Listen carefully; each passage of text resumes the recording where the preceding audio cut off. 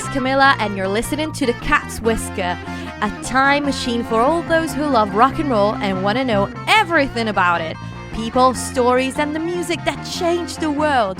In a few words, it doesn't matter whether you've lived through those years or, just like me, you've always wondered what it was like. I have loads of stories to tell and great music to play. So, let's roll! Hi everyone, welcome back to The Cat's Whisker. I am Camilla, and welcome back to a very, very special episode, because today, just like for every single special episode dedicated to the Beatles, I have Liam Mannion with me. He is, besides being my favorite person in the whole world, he is actually someone that knows the Beatles pretty well. Sometimes I think even better than me. Not personally, but I wish. He's a resident musician at the Cavern Club, and insert applause. and obviously 8 months ago we were here talking about the Beatles' very, very first album, Please Please Me, and now today, 60 years ago, the Beatles released their second album with the Beatles. So just like 8 months ago with Please Please Me, we have to talk about it because it's an amazing album from an amazing band, and we really need to talk about it, break it down, and just and just geek out, essentially, which is what we do all the time anyway, but this time we're going to be doing it on record, literally. So I just want to point out something, that obviously this is going to be the anniversary for all of you folks from the UK, because keep in mind that by this time the Beatles were not popular in America. VJ Records was releasing their singles, but they were constantly flopping, if you can believe it. They had also released Introducing the Beatles, which had 12 of the Please Please Me songs. Didn't do anything there.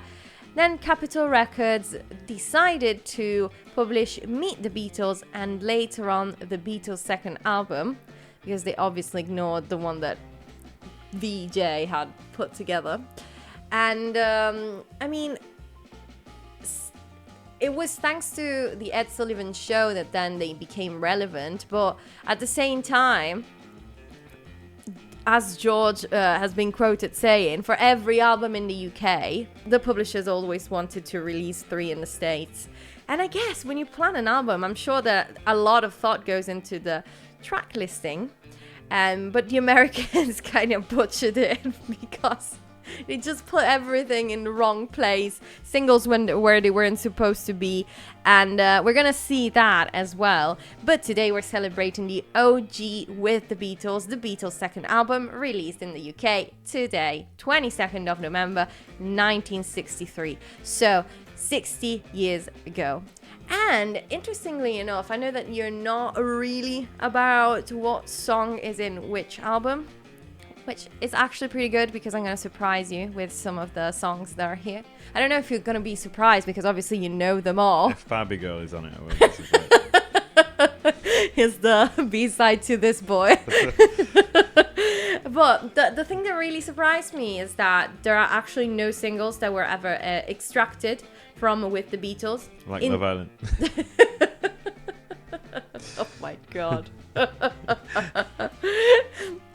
At least in the UK. In the US, they actually published an EP called 4 by the Beatles that contained Roll Over Beethoven, All My Loving, This Boy, and Please Mr. Postman. So technically not all by the Beatles. They're only covers. Exactly. I mean, 2 of them are by the Beatles and 2 of them are not. I just find it so, it's so wrong to put This Boy there. The other 3 at least are in With the Beatles, but This Boy is just so wrong because it doesn't belong to any album. Because it's... I reckon it was sabotaged by Elvis. it's his fault. He did it. Well, I wouldn't put it past him. So With the Beatles came out in between She Loves You and I Wanna Hold Your Hand, which officially launched them in America, thanks to their appearance as well at the Ed Sullivan Show. And now, there are 14 tracks.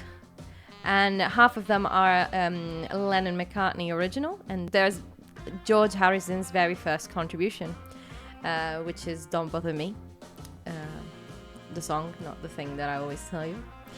There are a lot of covers. Literally. There are a lot of covers, just like in Please Please Me. Also a lot of blankets. And Hazel Thursday. All you people out there that are not from the UK or don't have British boyfriends, just find someone that is not British, because someone else. find someone else. God, because that's. It's called sophisticated humour, which some of the Europeans can understand. Yeah, thank God. But most of the covers that we're gonna see, just like in Please Please Me, they and again then in Beatles for Sale, because you know that there's Please Please Me with the Beatles, Hard Day's Night is the first that is completely original, and then there's Beatles for Sale, and then we got some covers still, like Kansas City, for example, and a lot of these covers are from the Cavern days or from the Hamburg days, and obviously they didn't only gig there, they gigged all over the UK, but mostly, obviously, they remembered for playing at the Cavern and in Hamburg in their early days. Yeah. Of course, if you listen to the very first episode of this series, I guess, that we're going to continue until... That's not in the contract. The page just gone up. Until Let It Be's 60th anniversary, so buckle up. It's going to be a long ride. I guess if you listen to our first episode about Please Please Me, there is a You're probably not listening to this one. Yeah, exactly. One at a time, please. It's going to be very confusing otherwise. If you listen to that one... That's not what I meant. I meant if they listen to that one, they learn the lesson, and they're not listening to this one. Well... I mean, you never know. You never know what people do with their spare time. For example, look at us doing this. No one asked for it. I remember writing a very, very long part about how hard it was for them to actually get to EMI, to get a record deal. And in this case, obviously, they were starting from a relatively good position, because obviously, please. God, can you tell that we watch The Office like literally every day? It was different and less rushed, because obviously they were more respected as artists. Yeah, the songs were actually slower. Will you stop it?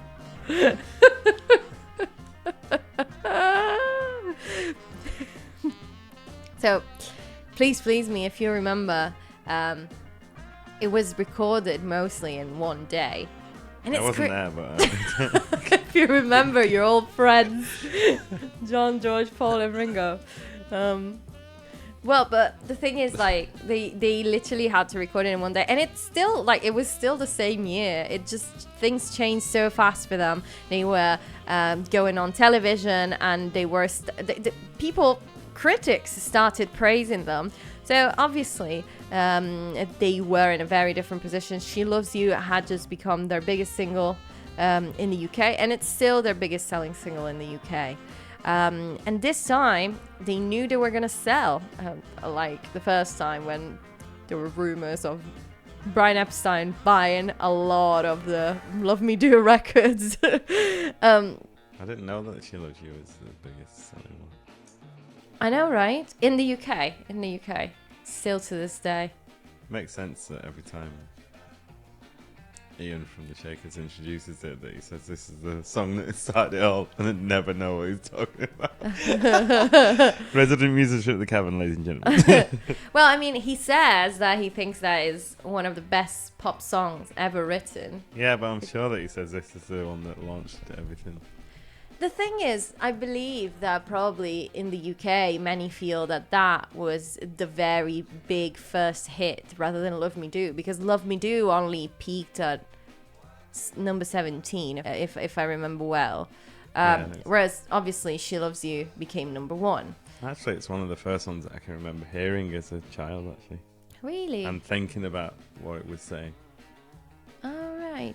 I think it's very interesting. It's a very interesting song. I think we should actually do some spin-offs about the singles. They're going to be shorter episodes. Huh? Spin-offs works well with the record. Definitely. That was absolutely intended. Because the singles are very interesting as well, I think. Yeah, they are. Especially because in many cases they sold way more than the albums.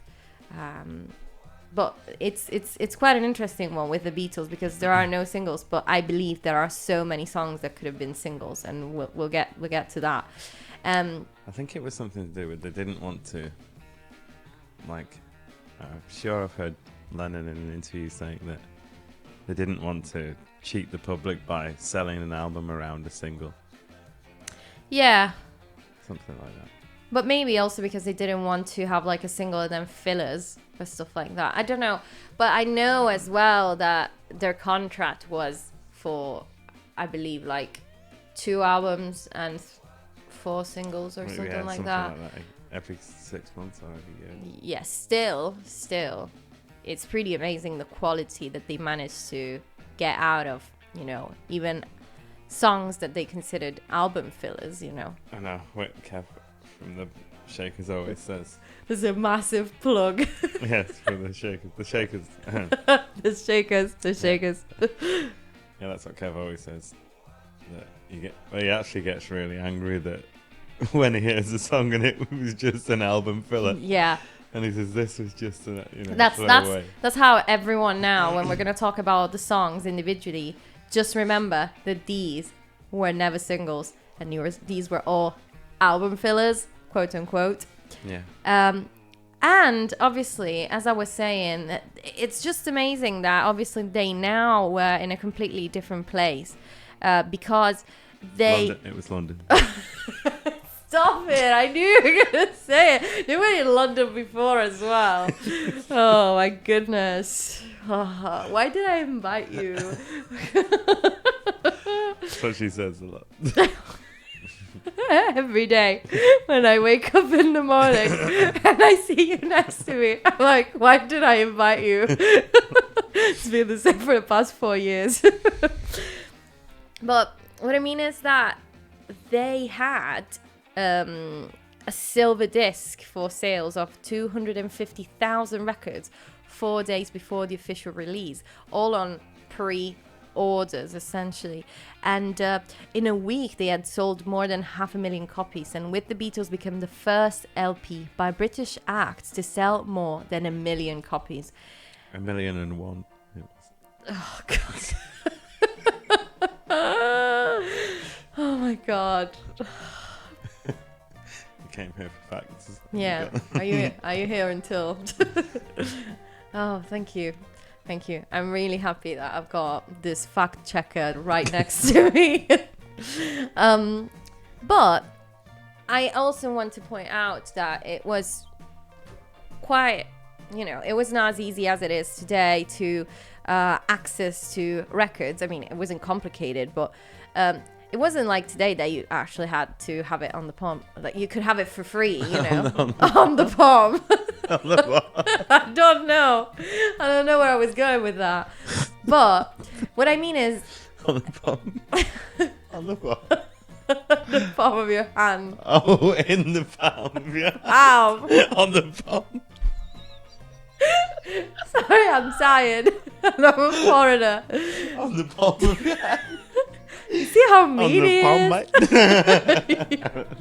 You don't want a British boyfriend. Oh my goodness.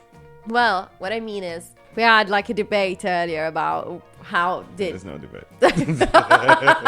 Because he is a fact checker. He knows it all. But what I mean is, like, obviously there were ways to...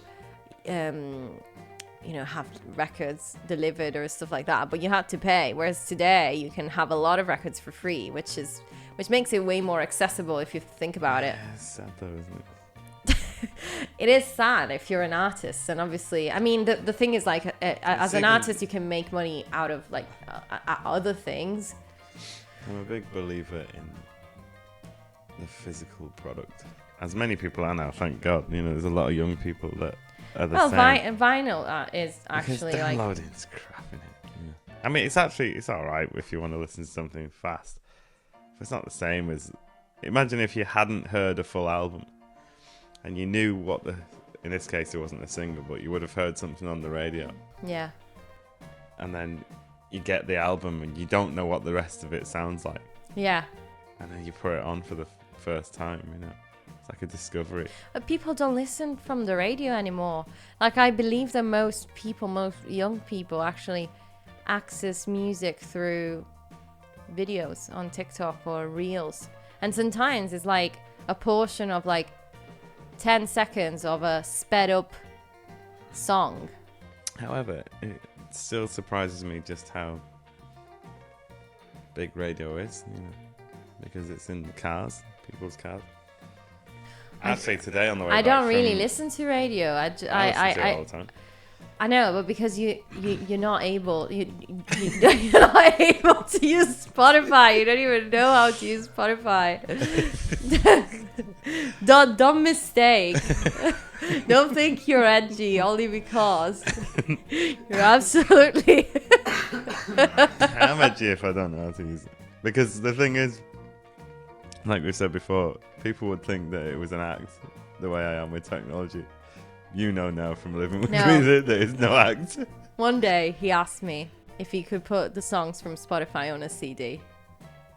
Which I still don't know the answer to. I know. I wasn't expecting a laugh from you because you have laughed so because the punchline doesn't exist for you. Oh, nice. Anyway, I assume that people that are, you know, older than me will be thinking, well, Liam is right. What the hell? But actually, I heard the new single today on the radio. Really? It's always better. That's the other thing I was going to go back to. It's always better when you hear a song come on the radio because it's unexpected. Yeah. Yeah. I totally agree with that. Yeah, I totally agree with that. And obviously, going back to the sales of the record, it was really revolutionary. And before we get to the songs, something as revolutionary as the songs... It literally revolved around. Oh. Before we get to the songs, let's talk about another revolutionary thing, which was used as well by Capitol for Meet the Beatles. So thank God they actually got that right. And now Capitol will never want to work with me. This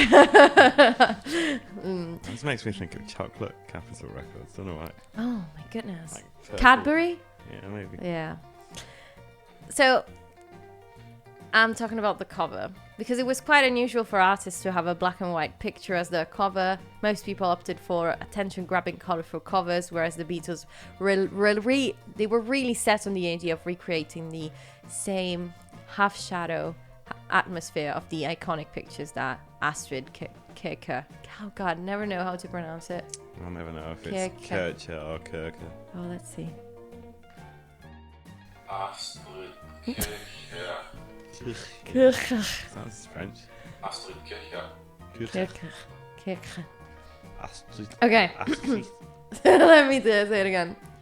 Most people opted for attention-grabbing, colorful covers, whereas the Beatles were actually set on the idea of recreating the same half-shadow atmosphere of the iconic pictures Astrid Kircher took of them in Hamburg. Did I say it right? Yeah. By the way, Kevin of the Shakers oh my God. has actually met Astrid Kircher. Oh my goodness. What did he say about her? Literally unbelievable story. Gone. He was playing with his then band, which we won't mention, for copyright reasons. He was in Hamburg, and they were in a restaurant, like a little restaurant on the main strip, and the lady who was serving or taking the plates away or something from the tables was Astrid. Unbelievable. And they like, obviously, you know, they thought, my God. You know how I am. I wouldn't have recognized her because I can't recognize anyone. Yeah, she didn't recognise me. But Oh my god. yeah, you'll have to ask him about that. What Very did he say anything about? Did he say anything to her? I think he must have. You know what Kev's like? He's very confident. He probably did speak to it. But imagine your first time you go to Cavern to Hamburg. plug.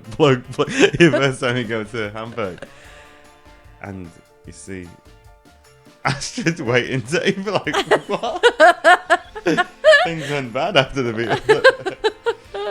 But I think she was like that, you know. I don't think she was ever changed by any of it. She really sounds like she was a very nice person. Oh yeah, she looked after them. She was like their mother, you know. But at the same time, I feel like she's a very good role model for like her family. Like really looked after them. They fed them and everything. Yeah, but what I mean is like even her personally, I think she was a very good role model in not for the Beatles, but what I mean in terms of like women who did creative jobs back then. Obviously, she was. I believe she came from a good family. Yeah. I think so. But I really liked like how she was. She was just so cool. I think it must have been really cool for the young people at the time. There must have been like this little bit of a rebellion that you can imagine that the older people, when German and English people got together after the war, it must have been such a taboo thing. And these young people were like rebelling against it, weren't they? They were saying that we can be friends. To be fair, think about the swing kids during the war. All those German kids who dressed as English people, Englishmen. Yeah, but I mean, even when... and listened to swing, I mean, during the war as No, but well. what I'm saying is, so immediately after the war, like even when I was a kid in school, this is in the 90s, it was always, like, whether it was purposely done or not, I think it was, but there was always, like, whenever they spoke about the war, it was always leaning towards, like, German people are bad, you know. I mean, and I'm sure that maybe obviously, it was the same I think the for other way everyone around. that has studied, especially World War II, I mean, the Germans didn't do great things, but it was obviously it's not the average the German whole person, you know. Country, exactly. That's what I mean. the Like, thing. but even if it's like indirectly, you as a kid learning about that, But I you get believe, this idea that yeah, German people are like nasty or whatever. So you can imagine it But just after the war. I believe that, especially like since they came from Liverpool, the Beatles, they really found a very similar city in Hamburg. Yeah, Because both it was like were- a port city, and both were absolutely international. devastated by the war. Exactly. So I believe that might have made things a bit easier for them. I think as it well. was that the people who were born in the 40s, they had that common thing where like a bonding thing about. they were the kids of the war, Yeah. and they didn't want to not like each other. Yeah. Makes Yeah. sense. Makes And sense. it must have been so cool and exciting to be like friends with Germans and vice versa. To be a young person in the 60s and to be friends with you can imagine what parents were saying, you know. Yeah. My goodness. They probably were frightened to death when all these bands went over to Hamburg. They probably thought it was still like, you know. Yeah. I feel like they really. Obviously, Brian Epstein really helped in shaping their look, but I believe that Astrid really helped as Yeah. well. I was just going to say, we really need to do an episode on Brian Epstein because he's a really interesting guy. Yeah, we said it 8 months Said it ago. probably last time. We yeah. say it again. So, talking about the cover picture, it seems like a very artistic shot. And it was literally taken on the fly during an hour break that they had between 2 gigs in Bournemouth. Or fly. Oh, God. And I think you're going to be saying something interesting. Who was this fly? So it was literally just taken in an hour break. Because they were in Bournemouth where they were playing the Gaumont Cinema every night. Gaumont. Gaumont. Okay, Or Gaumont. Gaumont. Gaumont. I pronounce it all very, very French. That cinema, every night for almost a week.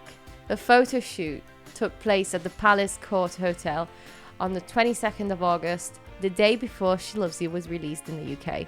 So, I mean, it's like, I don't know, I just think of them and something that exciting is about to happen to them. And obviously, that moment specifically is very exciting as well. The photographer, Robert Freeman, who was paid £75 for the shoot. Which was ironic considering his name was Freeman. False advertisement right there, my friend. Apparently, it was like 3 times the EMI fee that, which is quite interesting if you consider that the Beatles weren't that big. I mean, I don't know. They just felt it. There's no like explaining that level of magic. Yeah. In the universe. And he was shown Astrid's pictures, and he found a way to recreate the same atmosphere in the hotel. For George Harrison, that was the moment the Beatles started having more creative freedom and control around their albums. And although the shot looks incredibly artistic, because it does, it really didn't take long to achieve the result. McCartney said it was probably in a corridor, whereas Freeman remembers taking the pictures in the dining room of the hotel. The photographer had set 4 chairs and played with natural light coming from a window at the bottom of the room and the relative darkness of the room itself. To make sure the picture would fit in a square format, he had Ringo sit in the bottom right corner, choosing him, I guess, because he was the last one to join the band, so it was the one that was like lower compared to the others in the picture. I just love to think that there were people in this hotel just minding their own business, probably on holiday, whilst in that Probably room. like toffs. Like, what is this fetish shoot going on? I don't know. Where was it? The Palace. Palace Court Hotel. This is the Palace Court, don't you know? The scruffy Liverpudlians. Absolutely, that's what they would have been thinking.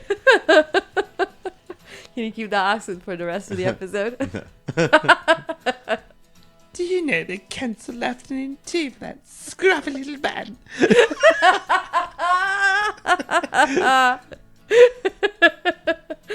Look at them in their turtlenecks. And their ghastly accent.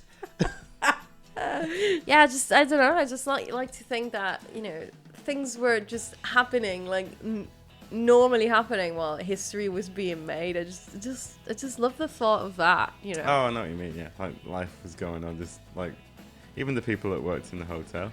Yeah. They were probably annoyed. I mean, I don't know how much, like, you're playing it as if it was, like, a big thing. I believe it probably wasn't, you know? It was, like, literally improvised. Maybe it was, like, in the afternoon, like, no one was in the dining room, and so they were like, oh, okay, let's do it here, you know? No, but you can imagine, like, hotel porters and stuff knocking about. Yeah. Like, they're probably just... Like, looking at them, like, what the hell is going on like here? 5 in the morning. Yeah. Dealing with customer complaints all the time. And then there's, like, this random band having a photo shoot. You're like... You know, where would you do? I would be like, why would you do it here? I hate this place. Freeman worked with the Beatles again for Beatles for Sale and helped them with the idea for the semaphore, spelling and help, and the stretched image on the rubber sole cover. And it must have been hard for him to work with the Beatles in a way, since rumor has it that John was having an affair with his wife. Never heard that one before. Oh, I haven't, but. It sounded. It's in Cynthia's book. It's in Cynthia's autobiography. I really want the audio biography of that, because I know there is one. Because you can't read. Because I'm terrible at reading, and I'd rather have someone speak to me like I'm a child. Explain this to me like I'm 5. Yeah. Yeah, I really hope want. Tom listens to this. From the Shakers. Oh my god, people are gonna hate us. No one's gonna listen to this. If you got to this point, please leave us a comment and tell us Shut up. Okay. But back to with the Beatles. The band really loved how the picture turned out and wanted it to be the only thing present on the cover of the album, but EMI said absolutely not. It was too risky for a band who wasn't famous enough to, like, you know, just have the picture without the name or anything. Interestingly enough, though, this was still quite the same thought when Kosh worked on Abbey Road. Yes, we have to mention Kosh. Oh, yes, of Yes. course, of course. If you haven't listened to my episode with Kosh, who is the designer and art director of so many great covers in music history and rock and roll history. He designed the Abbey Road cover. He worked at Apple Records. He worked with The Who, the Rolling Stones, the Too many Eagles. to even mention. Too many. It's incredible. It's incredible. And he's also, just the we've- nicest person ever. We spoke to him a couple of times together Yes. with his partner With Jenny. Yeah.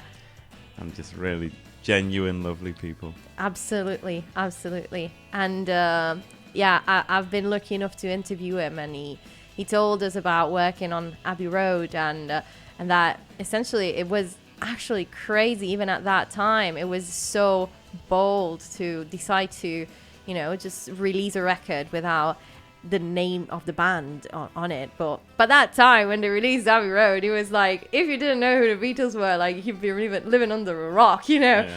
And but at the beginning, you know, people were like, oh, no.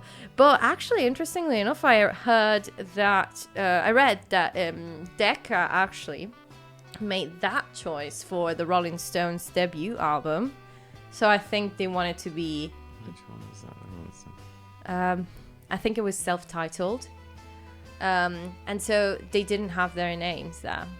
But I might be wrong. I'm not the biggest Rolling Stones expert. So if anyone wants to contradict me, I'm really, really happy to be. Yes. And the sleeve notes were again typed by the group's press officer, Tony Barrow, that referred to the group as the Fabulous Foursome. And I believe for the very first time, before the media picked up on the nickname and made the Beatles the Fab Four.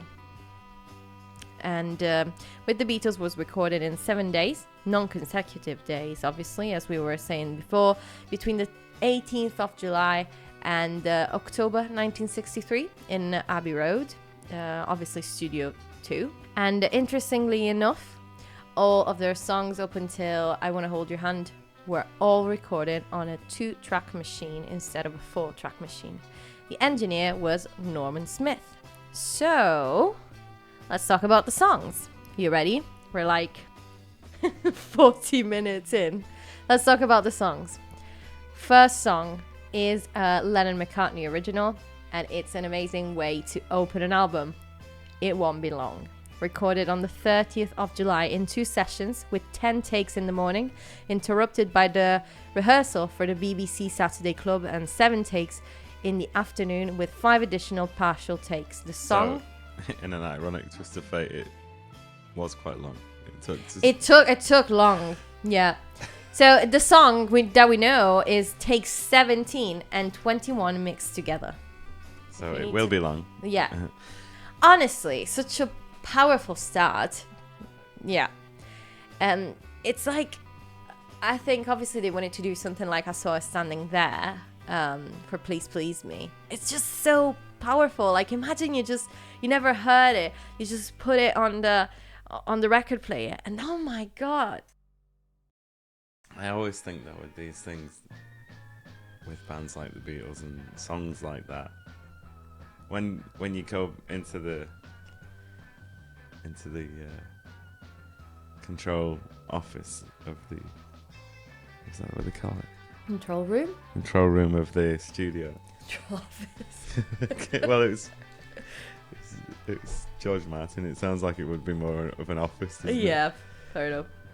But there's no way that you wouldn't know that was going to be successful. Oh, yeah. It's impossible for that not to be It's successful. just incredible. And it was written With a pen, I think. Possibly on paper. I'm not sure of these facts. with words. it was written like Please Please Me because they, especially John Lennon, obviously, he really loved wordplay. And it pays off here because obviously it plays with be long and belong, and it's constant. I never thought of that as well. I never thought of it, but he did like that. He really liked double it. uses and Yeah, exactly. Like please please me because they mean two different things. It's just so clever, clever that neither one of us got it. In all these years, Good job, John. And now I won't be able to hear it any other way. Yeah, exactly. It never struck me that at all. I bet he's turning in his grave now. Poor John. Sorry. Next up is All I Gotta Do, which I feel has a very similar vibe to Anna from the previous album. I don't know. I always kind of associate the two. Again, if you listen to some of his later interviews, he always says that he was rewriting things that he liked. But you would never know unless he mentioned it, you know. I mean, he also, with this, was trying to be very Smokey Robinson. Yeah. Because I'll show you the song that he based it on, which is Smokey Robinson, who wrote for the Miracles, You Can Depend on Me. Oh, John.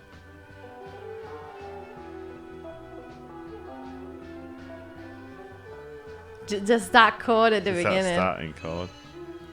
I mean, it only goes as far as that opening chord. But that chord is that just... is like... Yeah. Oh, sneaky. Never heard that before. Yeah. I mean, that chord is just... It's just so interesting. I'd love to know what Smokey Robinson thought. Well, especially when he first heard it on the radio. Royalties. Wait. The opening chord, he thought, oh, some royalties today. Christmas is going to be good. And then John Lennon starts singing. Wherever Nope. What chord is that? Is it an A? I only know how to play it. I don't know how to explain it. I'm a very Neanderthal musician. I learned by visual. So I was at a gig actually not that long ago, the other week in Blackpool, the one we did in, not Blackpool, Lytham. Can't say Blackpool to Lytham or Lytham to Blackpool because they'll hate. Yeah. And the guy was telling me that I was doing a wrong chord in a song, and he tried to tell me what the chord was. I've heard the name of the chord. Rings a bell. I couldn't put the chord to the name to the actual physical structure. You see, that's the reason why I hate you, because you're such a good musician, and yet you've got absolutely zero music theory on your side. I studied music theory, and I'm less accomplished. I'm poopy. Oh. That's why you should never stay in school, kids. That's the message in it that you give them. Oh God, I hope kids are not listening to this. Anyway, isn't that great that he actually, you know, that was his inspiration, and he says it like he says that was me trying to be Smokey Robinson, you know, and it is very interesting musically for that chord and old stops. And that's probably why they've never done it live, because believe it or not, it was recorded on September the 11th in 15 takes, and the last one was an overdub, and 8 of the takes were all false starts. With that chord as well. Yeah. It's hard though, isn't it? So they never played It Won't Belong and All I Gotta Do live, and I believe it must be for the stops, because it's very complicated. Especially when there's an audience screaming. Exactly, above and everything. I mean the monitors like don't do anything really. But I don't think you hardly ever hear them. There's one recording just surfaced recently. This is off the topic of the album that we're talking about, but of them doing "Love Me Do" live. Mm-hmm. I'd never heard a live version of that before that, and we always assumed it was because they had trouble with the harmonica, because when we played it live we had trouble with the harmonicas. Oh, it's that low note is always a nightmare.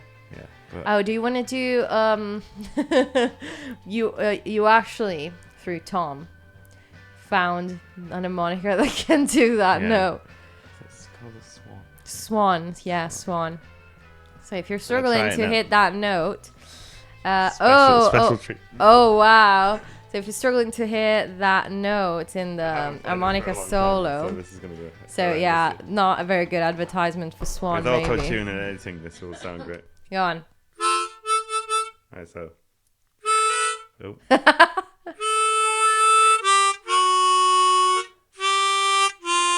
And it's that last note Yeah. on my other chromatic, which I won't mention the name because it's cruel. It's well known make. it just won't work. This one is a budget harmonica and it's just very good. So yeah, if you're struggling to get that note in Love Me Do. Oh. No, not that. I can't remember. It's, Anyway, you heard it before. One don't be time, greedy. One performance on. Yeah, so if you're struggling with that one, we got you covered. You've heard it here, the cat's whisker. It's a swan chromatic in C.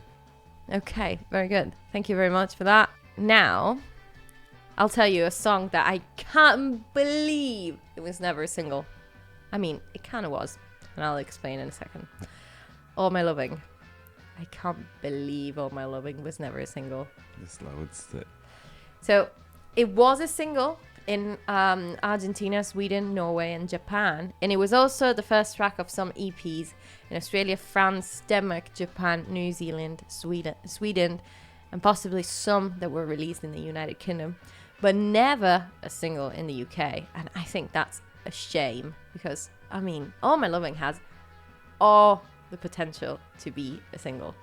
Yeah. Not that, I mean, the Beatles need any more notoriety, but bloody hell. Yeah, I'm never that keen on that one. Oh my I like god. the bass line. Oh my god. I like Whopping it. bass. I just never like.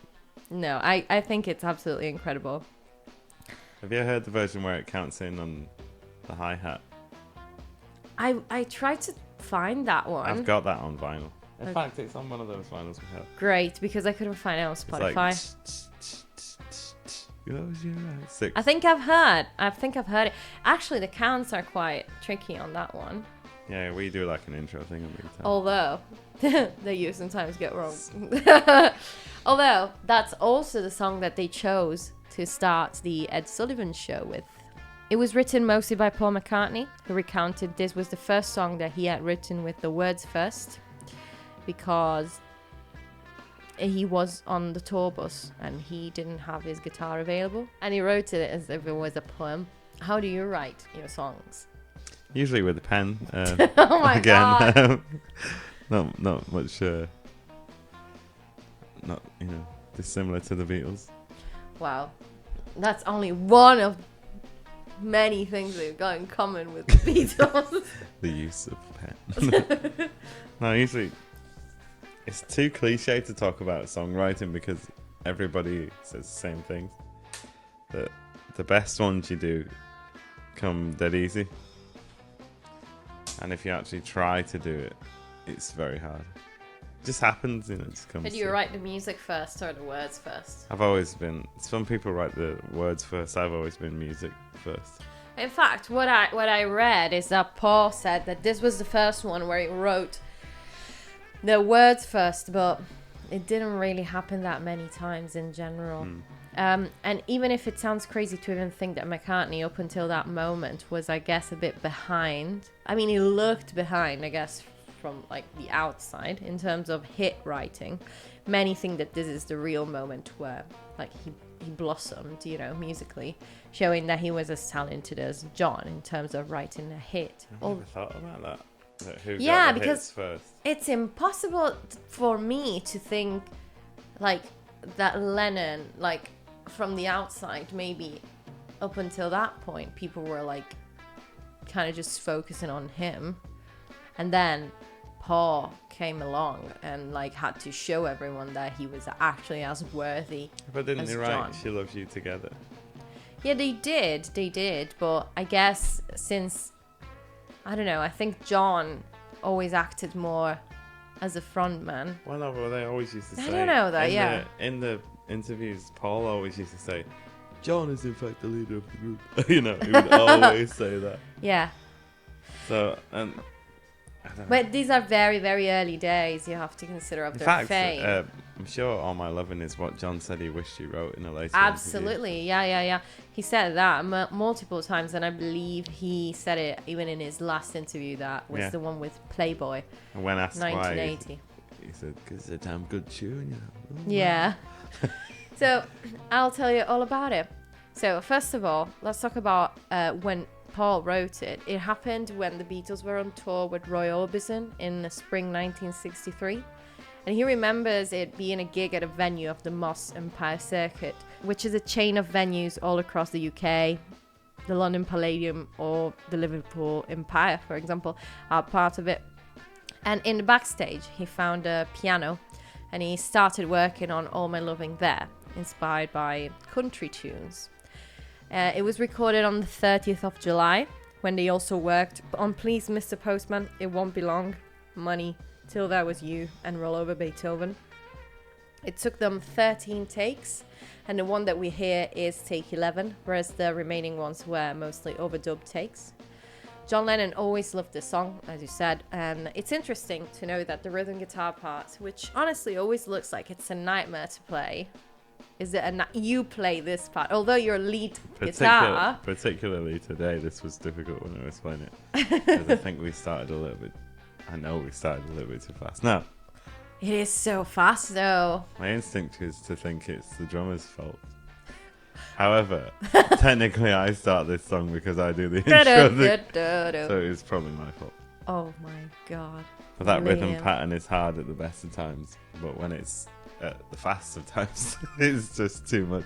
It You is have to get the always tempo fast. right because it's got accents. I can't really do the accents that very well, but it's got accents on the changes of chords, and that gives you like a signal for the rhythm, you know. Yeah. And if it's going too fast, you can't get the accents in there. It looks very hard. Apparently, these fast triplets on the rhythm guitar are supposed to emulate the sound of a car's wheels on the motorway because of the nature of the song, which is like two people that are away from each other, about like a journey, you know. And that's what John... Never heard that one. Yeah, that's what they said about the song. And they spent a lot of time with wheels going, didn't they? Yeah, I knew you were going to like this detail. I knew you were going to like this. Yeah, I never heard that one.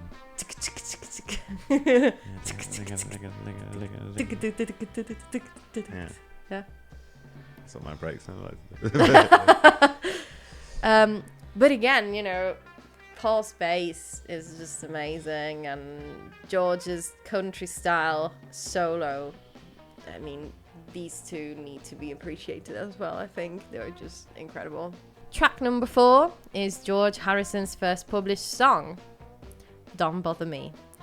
Recorded between September 11 and 12. He considered it a throwaway song, but I honestly like it. Yeah, it's nice. It's nice.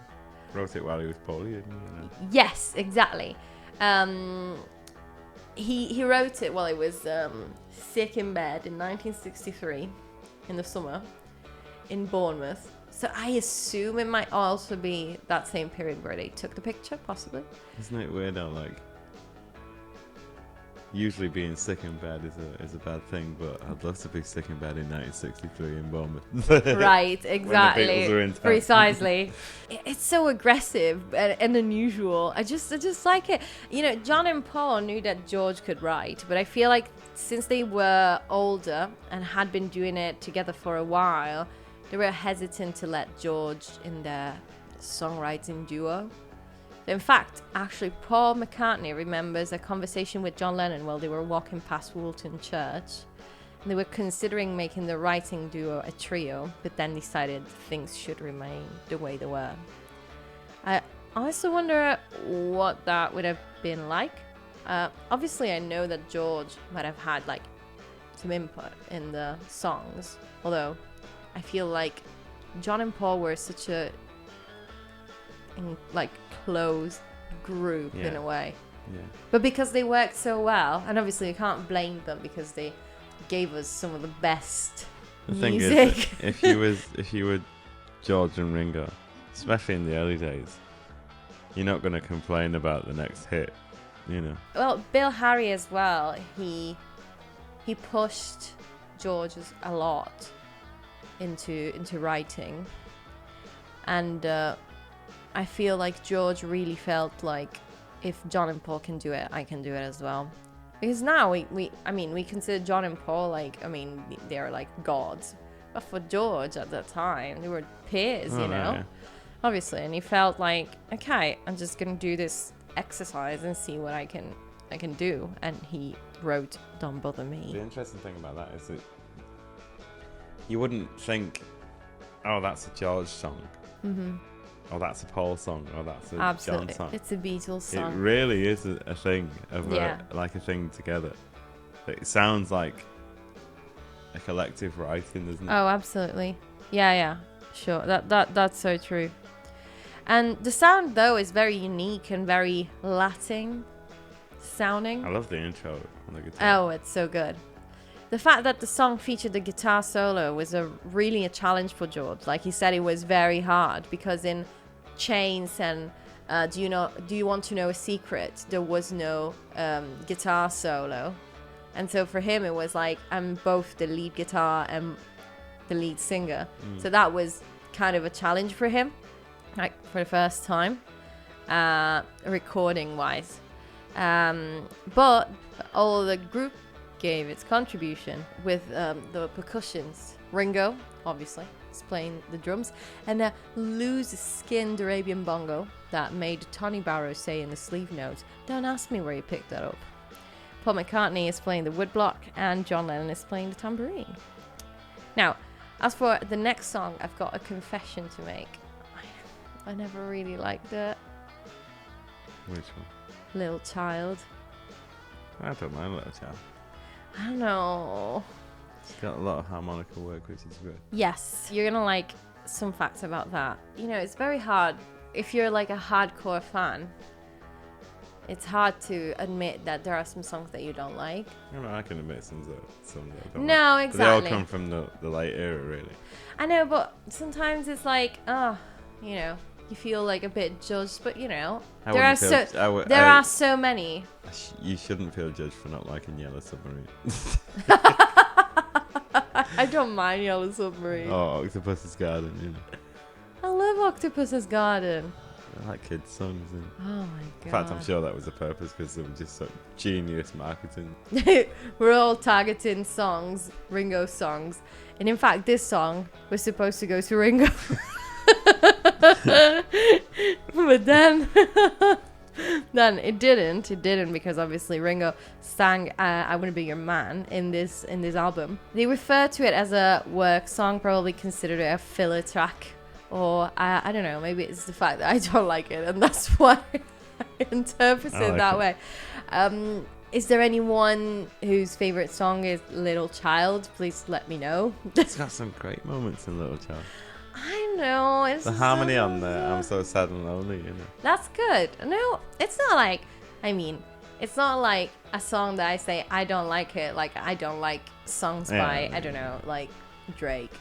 Sorry if you like Drake. I just don't get it. I couldn't even tell you a single note of a Drake. I probably wouldn't be able sound to. Because I'm not going to call it a song. No, I'm joking, but what I mean is, like, obviously when I say I'm not keen on a song by the Beatles, it's still, like, up there anyway. It was written as a tribute to Whistle in My Love by Elton Hayes, which Paul must have known from the Disney film The Story of Robin Hood.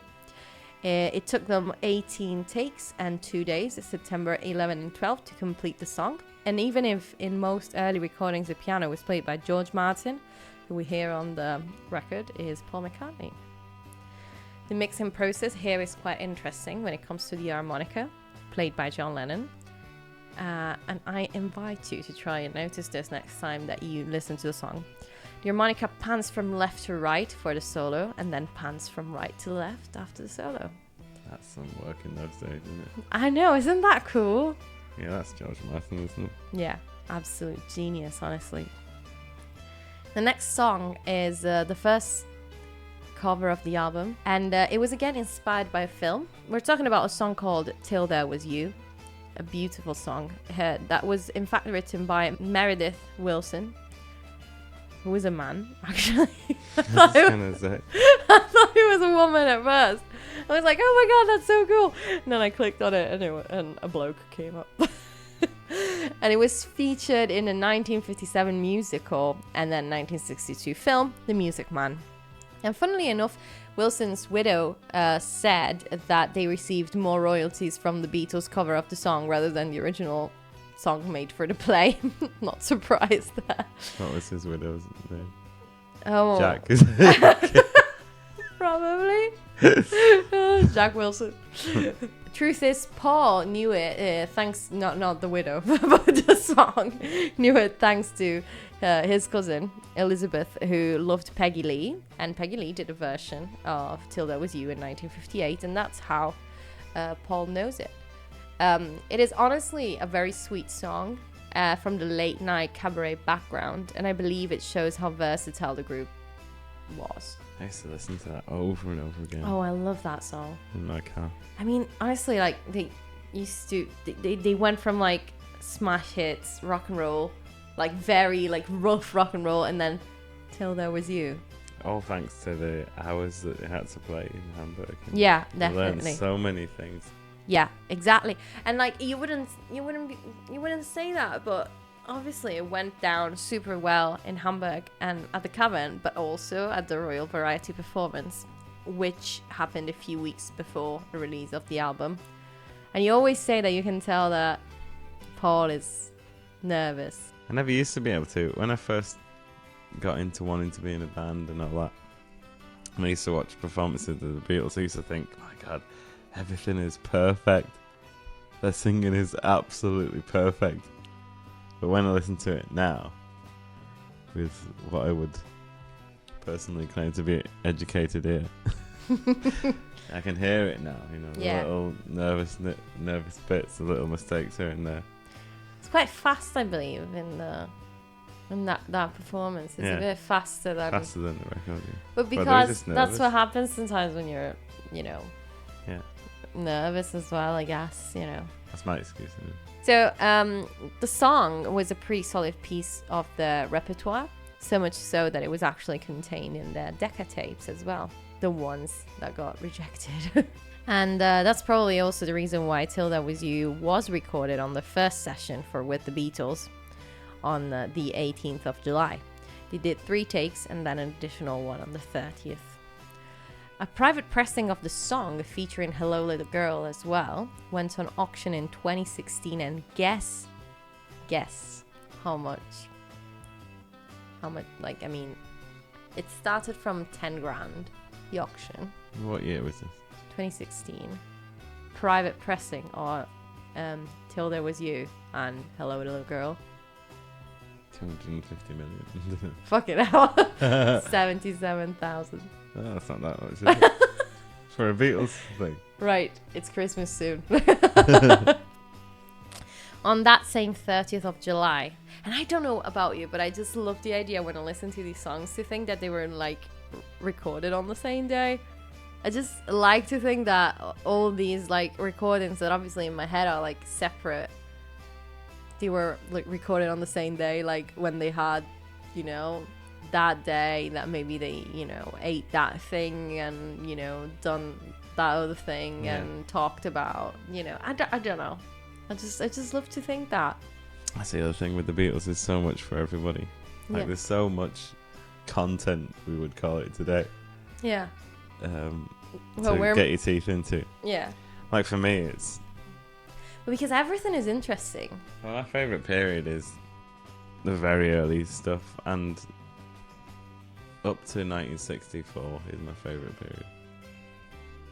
Because it's when they were a band, proper band when they were touring up and down the country Touring band, yeah. in vans, going to service stations and, well, not that there was many service stations because there weren't that many motorways, but transport cafes and things like that. Yeah.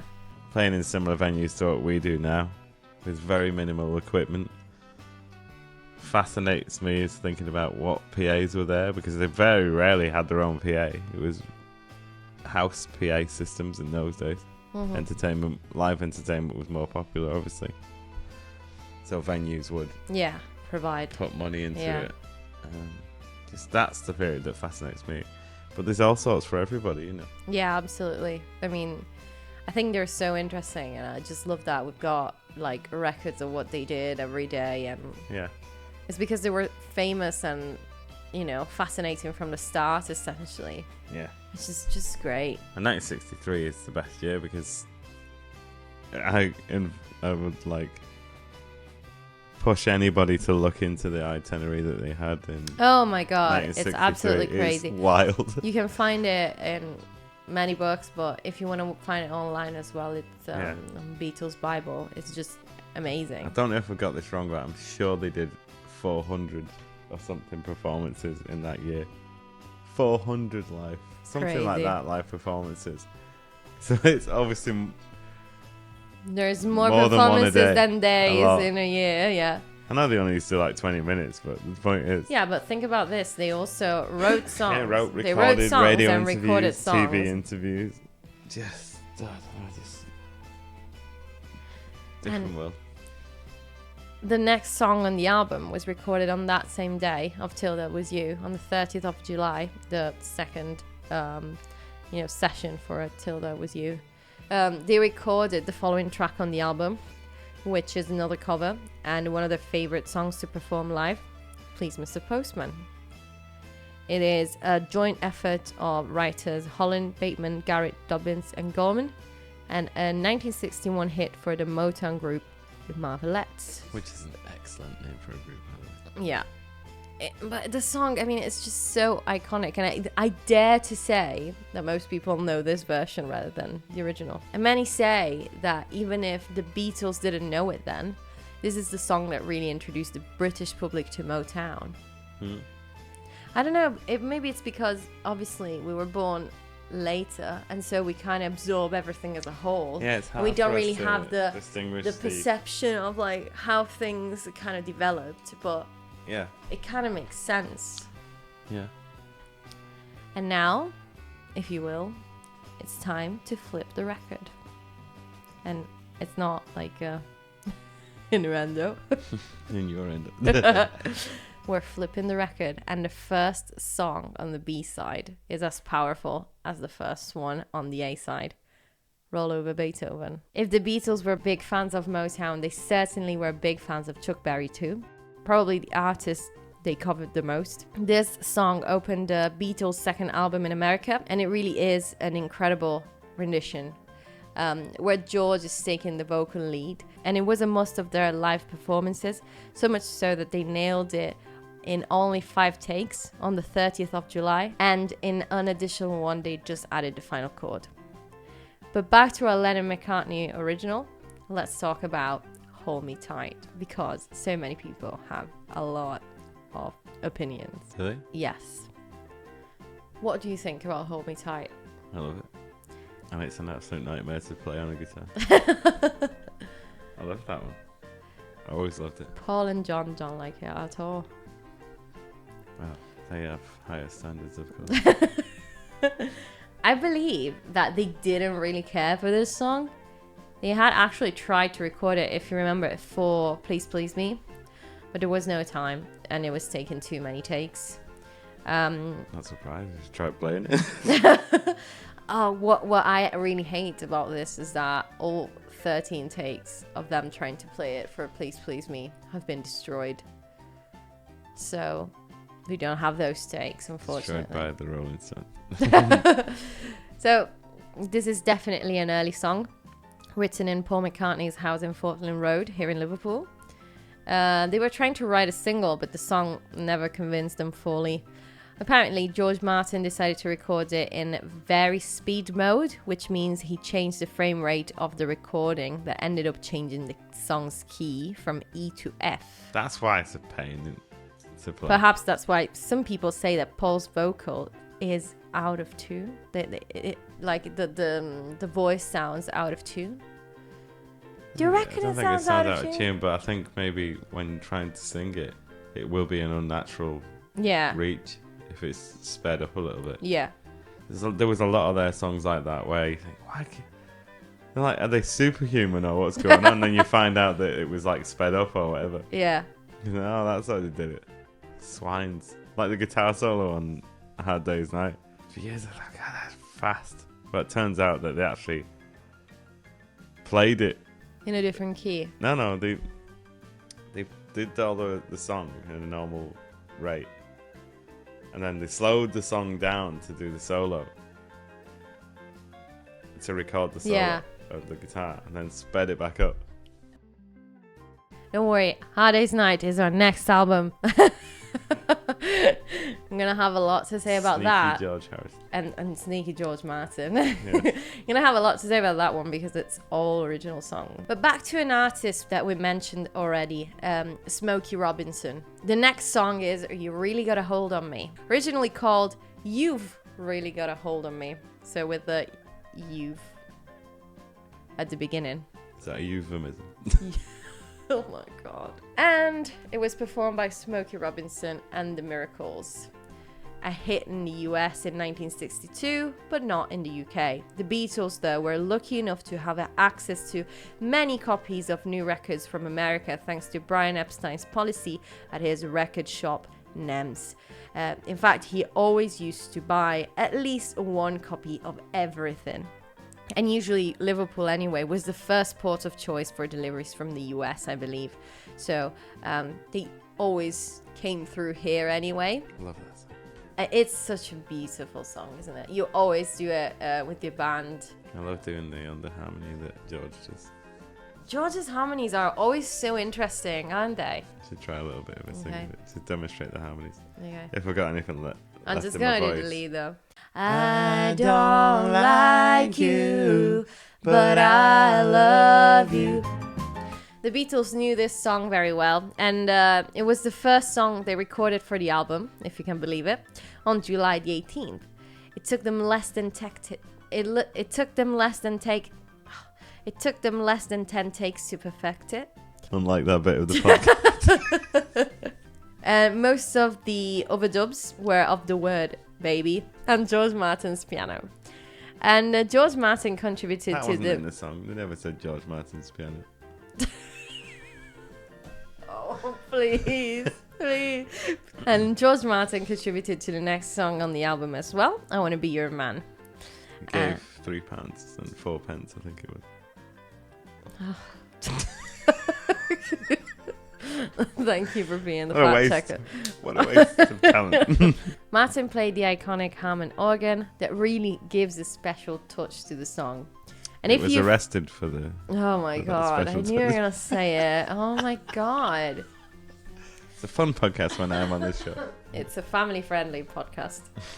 And if you follow me on Instagram... She will have you arrested. Oh, if you follow me on Instagram, don't you follow her, already she doesn't know know where she's going. Oh my god, will you stop? Oh my god. Please send help. Not the record, I already have that one. If you follow me on Instagram, which you should be already. But if you don't, follow me. I'm the Cat's Whisker podcast. I will do it immediately after this show. I already explained the story behind I Want to Be Your Man, but it's just so good. It was a tune that Paul had in his head for quite a while and wanted to write as Ringo's vocal contribution to the album. Funnily enough, this also became the first top 10 single for the Rolling Stones when the Beatles offered it to them. At the time, the Stones weren't writing their own songs yet, and so when they didn't have a pen. God. Oh my god. You know it's love. You know it's love when I write when I write with a pen. laugh to this joke, even if it's not funny. It is and funny. You already In natural reaction, told it's a this laugh. joke 1,000 times. You so laughed. So what happened? The Rolling Stones caught John and Paul walking in the street one day. With a net. They stopped their taxi and let them in. Once they were together, they instantly asked them, got any songs? And well, of course, they wanted to help, but not too much. So they thought we could give them Ringo's song. I love that. How It's just kind. like, Poor for Ringo. Ringo. Yeah, I've got a song. That's not me. And they finished the song in front of the Stones a few nights later, and this inspired Jagger and Richards to write their own songs. I mean, not bad for a throwaway song. And honestly, just Ringo's voice in his song is just so Ringo's rock and roll. Oh my version's god! much better than Mick Jagger's version.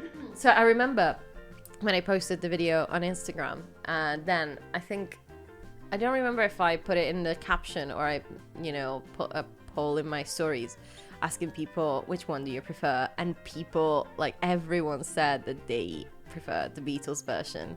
It's just amazing. Ringo's an underrated voice for me. Absolutely. His version of Boys, my god. Oh wow. It's on fire. Such a rock and roll voice. It's so like It's similar to John's rough. in a way. It's got I was about to say that, yes. the raucousness. Yes. Maybe not as many, like, you can't do as many different keys, but Yeah, but I think this really showcases Yeah. his talent. Yeah, he's very good. And interestingly enough, here's a little tidbit. This is the oldest song they performed at their last concert in 1966. Because most of the songs were from their latest albums, and they performed this, I believe, because it was like, they always wanted to give Ringo some songs to sing live.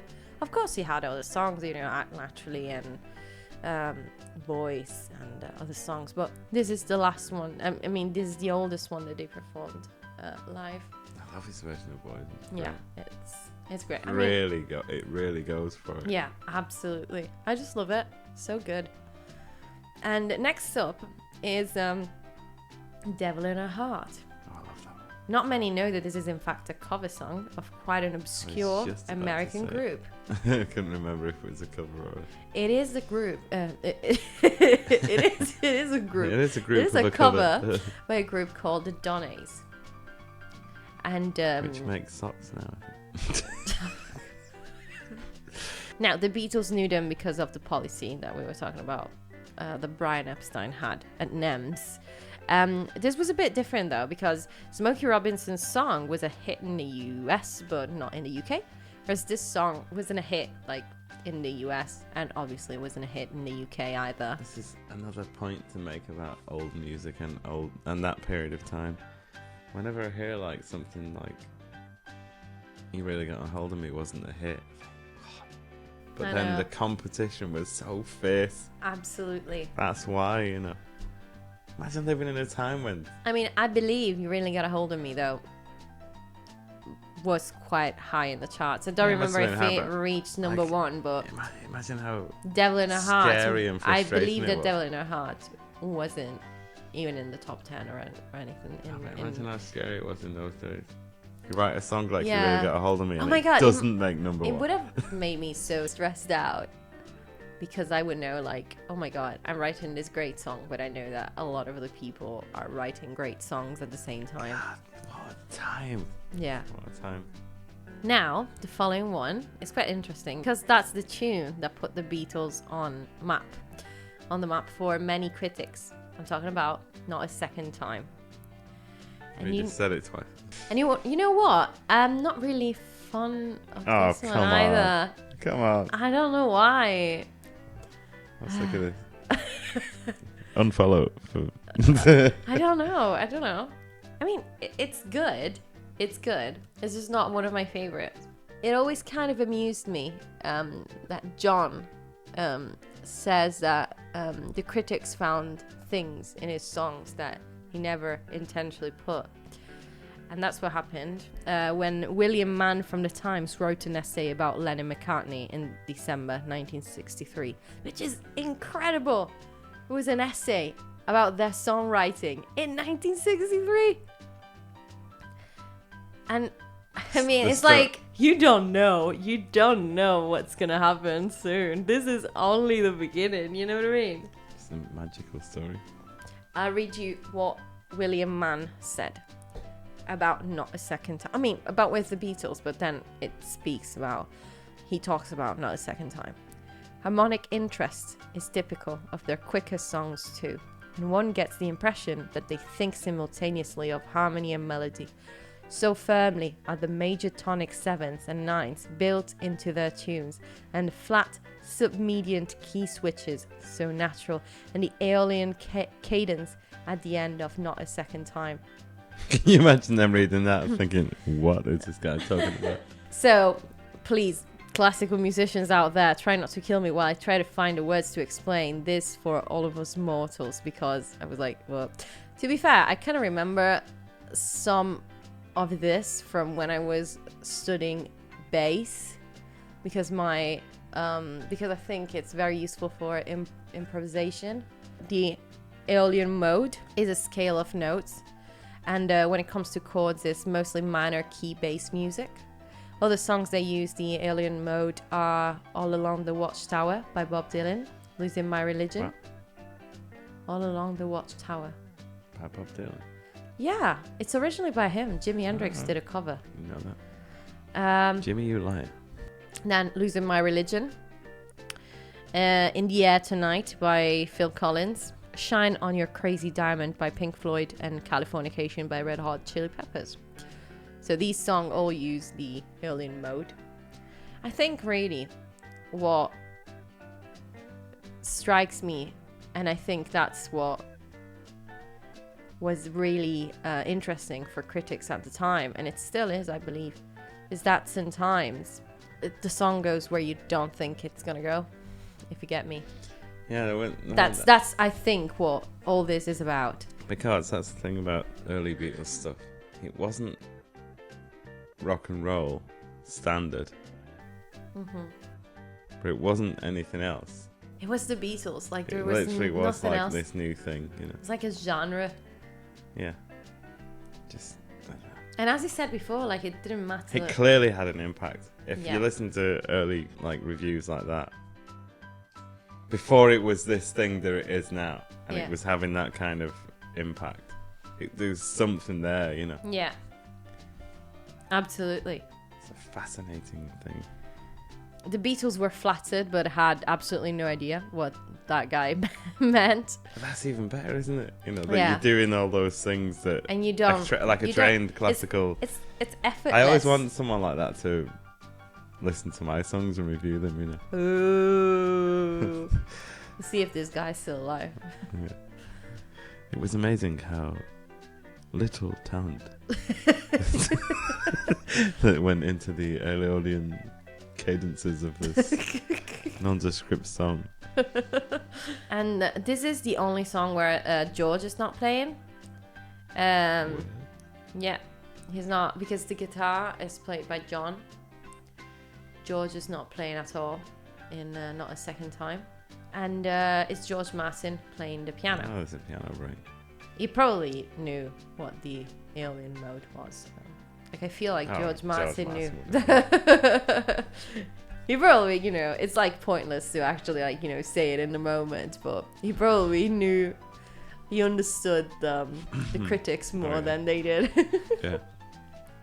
And now let's talk about the closing track of the album. Probably the hardest to record, Money. Because to record Money, you have to, if you've got coins, you have to like bang them on the floor. Paper, you have to sort of rustle it next to the microphone. We'll try to demonstrate it now with this piece of paper. Please don't. That would be a note. A musical note. Of the Yeah. Aeolian mode. We don't have any change here, but yeah. Anyway, go on. Oh God. So you don't get this type of musical knowledge when I'm not here. Yeah, I know, right? Thank you again. Thank you for coming. That's what she said. So it was actually the very first hit song released by the Motown label in 1959. Did it make a lot of money? I believe so. Barrett Strong made a lot of money. Very gaudy as well, I bet. The Beatles decided to lower the key and do it in E instead of the original in F. And why was it hard to record? So they nailed it in... They ran out of tape, I think. I think that's the actual thing that says in a book somewhere. So yeah, so essentially what happened is they nailed it in 7 to 10. Is that true? That's totally made up. I think. Hang on. In the books that you can't read. Yeah. So a picture was. No, hang on. You're not very far from the truth. They nailed it in 7 to 10s, but with many overdubs. So many that the final stereo version had to use a separate mono mix in each channel to avoid more tape-to-tape copying. So it was an underdub. What? An underdub.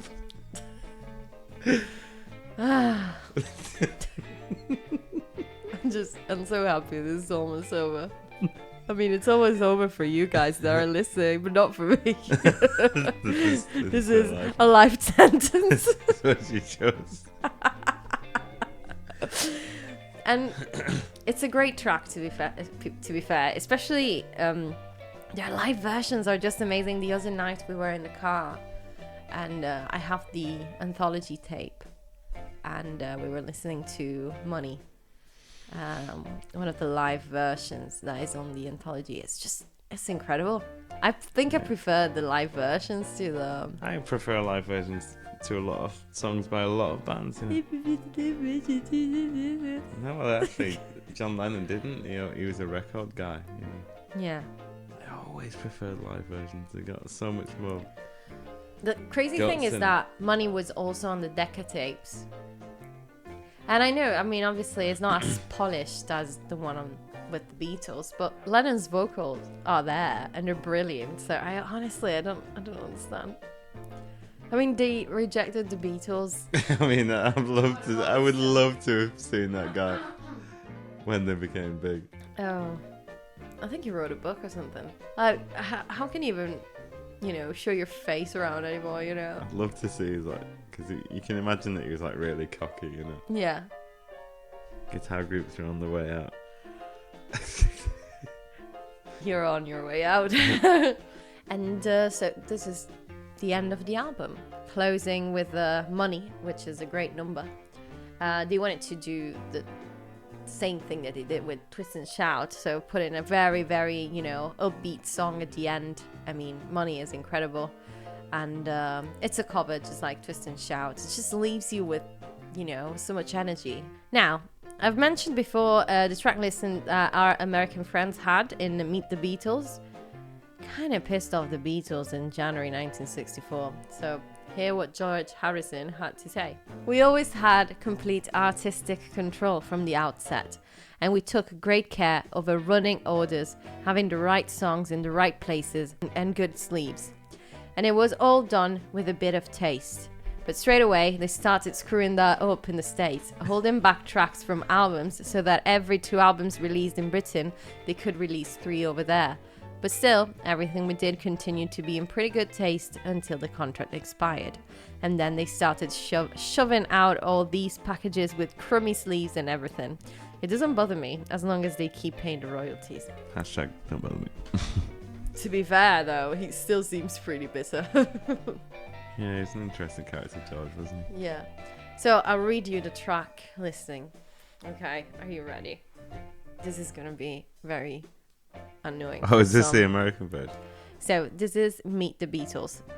That was released on the 20th of January, 1964. I Want to Hold Your Hand, which already feels wrong because it's a single. I Saw Her Standing There. Again, wrong, because this is from Please Please Me. This Boy, It Won't Be Long, All My Loving, Don't Bother Me, Little Child, Till That Was You, Hold Me Tight, I Want to Be Your Man, Not a Second Time. I can't help but think there was some conspiracy of the American markets, because they, Americans always want to be the best at everything. And who's this goddamn British band? Yeah. Don't you know we've got Elvis? We've got Elvis. Jerry Lee Lewis. That's not Oh, a wow, very these good plucky accent. little Brits. And then we got, in April 1964, the Beatles' second album. That opened with Roll Over Beethoven, then Thank You Girl. You Really Got a Hold of Me, Devil in Her Heart, Money. You Can't Do That, which is from Hard Day's Night, so just... Long Tall Sally, I'll Call Your Name. Please, Mr. Postman, I'll Get You, and She Loves You. It's just, I don't know, it's just, yeah, I don't know. It's disturbing to me. It's disturbing. What a great song, Devil in the Heart, their version. I don't even know the original version. We'll listen to the original version in a minute. The drums at the start. Ringo. Yeah. This Dun, blum, blum, blum, blum, blum, is blum. a great song. Anyway, do you want to add anything besides how much you love Devil in Her Heart? No? I think people should come and watch the Shakers. Yeah, that as well. If you want, You don't play Devil in Her Heart. no, but if you want those early songs, Yeah. Oh my god, so many of these songs are actually always in your set list because you play 3 hours every Sunday anyway.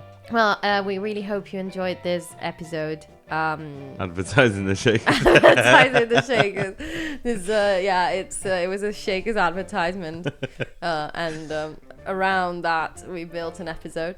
Thank you very much again. You've been gigging for 4 days in a row. And you have a sore throat as well. And of course, we're here podcasting at midnight. Podcasting. At midnight, actually. Midnight. Yeah, the episode is Jesus gonna Christ. go out tomorrow. I don't know when I'm gonna be editing it, but you're done. You don't have to do anything else. So thank Peace you. out. Peace out, Secret. Again, The Office. If you watch The Office, please. Plus. I got such like a It's like I completely It's forget like, how to speak English sometimes. clueless style American accent. Please. Plus. Like that. Well, I'm so sorry because sometimes we just open, we just digress. I feel that that's impossible. We learned a few things tonight. We learned how to record money. I mean, Thank you again for that. That just was a fountain of knowledge. thank you so much. Yeah.